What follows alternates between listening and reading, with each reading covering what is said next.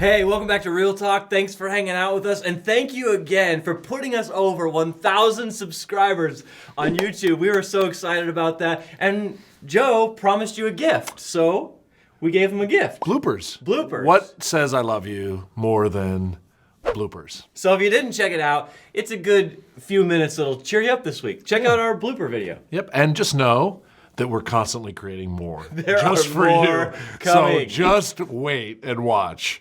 What's coming? Epic. You are a blooper. Thank you. The comeback is. I don't know. Your comeback is, and what are you, sir? My whole life is a blooper. Let's talk about words. Words. 7,000 words every day the average person speaks. And words are powerful. I mean, you and I probably know as good as anybody that words have the ability to move people, have the ability to offend people. I mean, because we talk and we get a lot of feedback, right? Oh, yes. And so we know the power of words. Just a one little slip up here or there, right? You will certainly hear about it. Yes, you do. And it's funny how the word can be really small and have a lot of meaning, right? So you could say to someone, hi, and that can have a ton of meaning to them. Just a little word. Some of those longer words are less meaning because they're just confusing. Lots of power in something little and big. Yeah. Lots of power. There's a lot of nuance to even our language also, right? So like in the English language, lots of nuances. I mean, funny words and words that sound the same. Like there's like rose, there's five, like rose, rose, rose, rose, and rose, and they all have different meanings. Can we show pictures of each one of those rows? Good. Rose, Rose, rose, rose, rose, and rose. There's 5. You've done your research on this. You're a word guy. You are actually though. You are. I really like you words. like words. I really like words. I don't. I don't like to speak. I don't like to. I'm not. Lots of power in words. There's Lots of different kinds of words. It's hard to understand sometimes the way we use them in metaphors. Like you can drink a drink. Why can't you food a food? Or America and Canada when it should be Canada. What? Well, I was Shall we go to the Bible? Here on I'm Real just thinking Talk? America and American and Canadian and Canada. Oh, it's like Canadan? Yeah. Gotcha. Why isn't it like what? So it's like weird little twists. It's a while to get there. So words though are super important, right? Because, and here's how I know they're important. I just want to It's say like- that if you're a Canadian viewer, I love you. It's nothing against Canadians. It's just an I interesting think you're way. making it worse right now. That's what we do on Real Talk. Okay. We make everything worse. Words are important. We know they're important because that's how God communicates with us, right? He could have chosen anything, but he gave us alphabet and he gave us words and language, and so it's important. Very much so. Powerful, and I think a fun conversation that we're going to have with the viewers about words over the next couple weeks. Yeah, and how we use them. So listen to this. James 3. Let me paraphrase some of this. Basically, he says, you know how you put a bit in a horse's mouth and it can control the horse? That one little piece of metal. Or on a ship. You could have a big ship, and it's just a little rudder, and that controls an entire ship.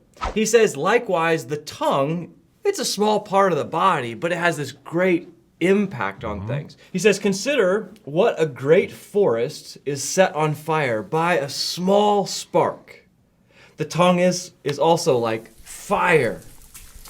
He says that the tongue can corrupt the whole body, but it sets the whole course of one's life on fire potentially.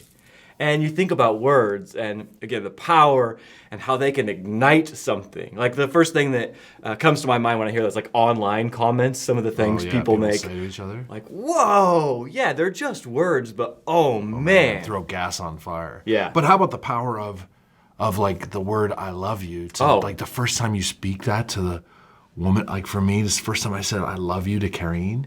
Like it's got the power to destroy, but what about the power to build up? And like when you can say that to somebody and look at them in the eyes and say, I love you, and then lean in. Oh, we're good. But that would have tremendous power too. Yeah, it would. I mean, it would tell you something for sure. Yeah, people say like, well, actions speak louder than words. Like sometimes they don't. No, sometimes words are really loud Yeah, and have a huge impact. For sure. And I was thinking about how, like, think of the power of God. The Bible says God spoke. Oh, wow.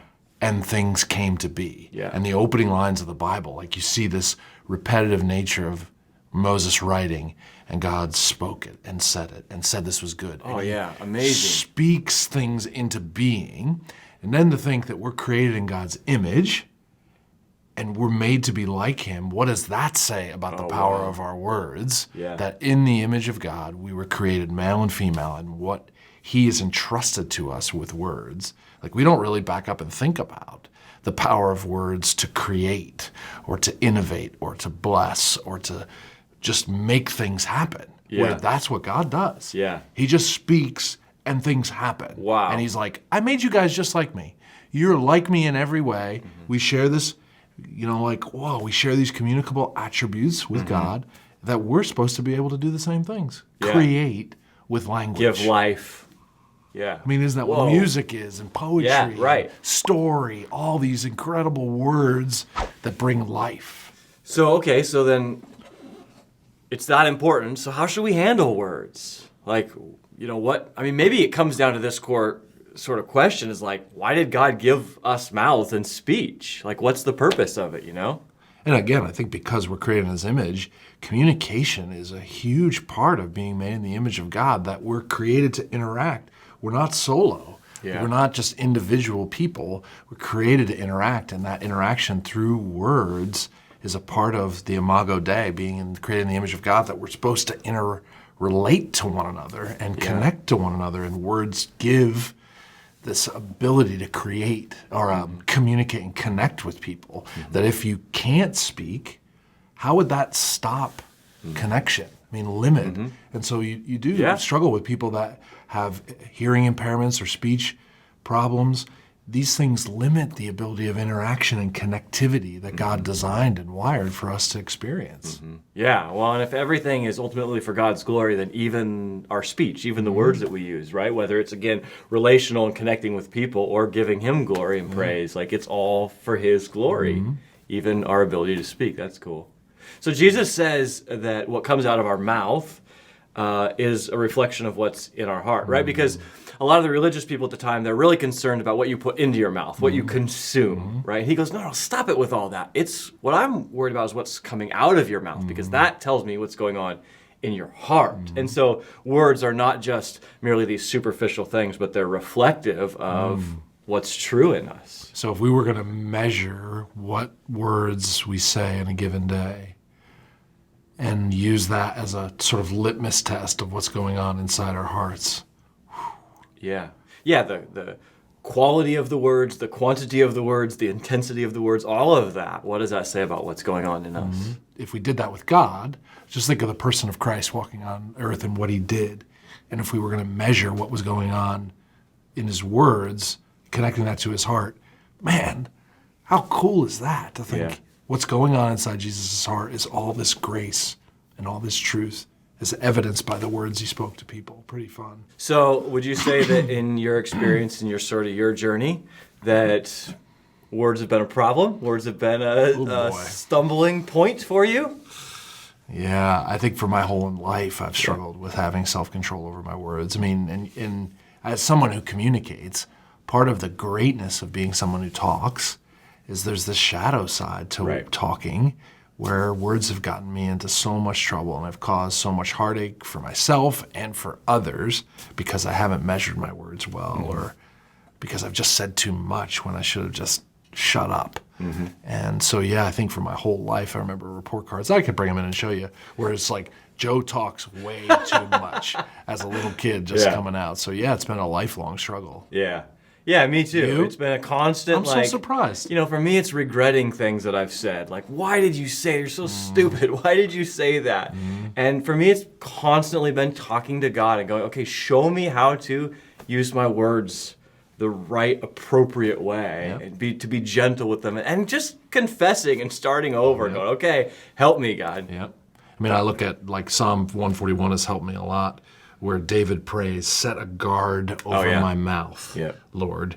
Keep watch over the door of my lips. Because he's making a connection that what's coming out of your heart, there's like a door, like keep it closed. Because sometimes what's going on inside our hearts and minds is things that are unprocessed or unnecessarily spoken out. So once they're out, you can't get them back in. So I think praying that prayer Set a guard over my lips, God. This door, keep it shut. Yep. Has been a constant thing for me. So over the next number of weeks, we're going to talk about words. We're going to talk about some good words. We're going to talk about some bad words and everything in between. Yep. And Cool. we want the words from the people. Yeah. Give us comments. We'd love to hear your Love comments. to hear what you're thinking about words. And please make sure you hit that thumbs up button on this video. See you next time on Real Talk.